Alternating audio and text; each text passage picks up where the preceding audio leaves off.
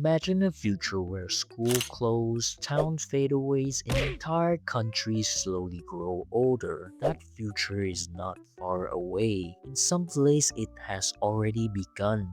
Over the past few years, low birth rates have been a big problem for many countries, and if nothing is done, the number is gonna keep going down. To keep a population stable, the average woman needs to have about 2.1 children.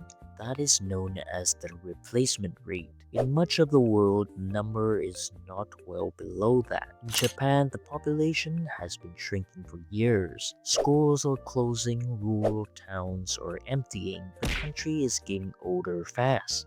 In South Korea, fertility rates have fallen to some of the lowest level ever recorded, only 0.75 kids per woman in 2024 and zero point 0.8 in 2025. Even in countries once known for large families, the pattern is changing. India has dropped below replacement level, and China is now struggling with the long-term effect of decades of strict birth limits. Across Europe, many nations face the same reality: fewer children, more elderly people. So why is this happening? Part of the answer is economics. In many cities, housing is expensive, education is expensive, childcare is expensive. Young adults often feels financially unstable even when they're employed. Starting a family feels like a huge risk. Another reason is education and opportunities. More women are pursuing higher educations and building career, which is a big win for women's rights and equality, but it also often leads to later marriage and fewer children. Culture shifts are also to blame for declining birth rates. Peoples are marrying later or not at all. Some choose not to have children because they value independence, personal growth, or flexibilities. Others worry about the future. Big doom scenarios like climate change and political instabilities really makes people question what kind of world their children would inherit. In short, having children has become a choice shaped by complex pressure. The effect of declining birth rates are already visible. When fewer babies are born, the population aged. That means more retirees and fewer workers supporting them. Countries like Italy and Germany are dealing with rising pension costs and labor shortage. Healthcare systems feel strained. Governments worry about slowing economic growth. Modern economies were built on expansions. More workers, more consumers, more taxpayers. When populations stop growing, that model start to weaken. Some governments had tried to reverse the trend. In Hungary's family received tax benefits and financial incentives for having children.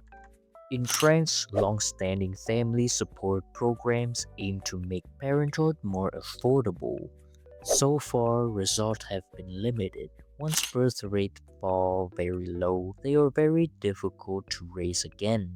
Another approach is immigration. Bringing in workers from abroad can help with population declines, but immigration is politically sensitive and often highly controversial. It changed societies in ways that some welcomes and others resist. Not everyone sees falling birth rates as a disaster. Some argue that smaller populations could reduce environmental pressures. Fewer people can mean lower emissions, less strains on resource, and more sustainable living. Other worries about stagnations, about shrinking economies and declining global influence, about innovation slowing down as society ages. This is the first time in history that many countries are shrinking and growing older at the same times, and this may force deeper changes. Automations, artificial intelligence could replace some humans' labor. Governments may need to rethink pension systems and economic models that depends on constant growth. But beyond economics, this shift reveals something deeper.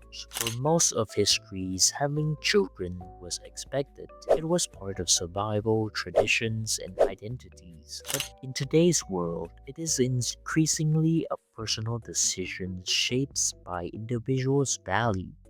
The decline in birth rate is not just about the numbers, it reflects how people see work, family, freedoms, and even the future. The world is not running out of people, it is entering a new phase, one where growth is no longer guaranteed. What we choose to do next will undoubtedly shape the future of humanity.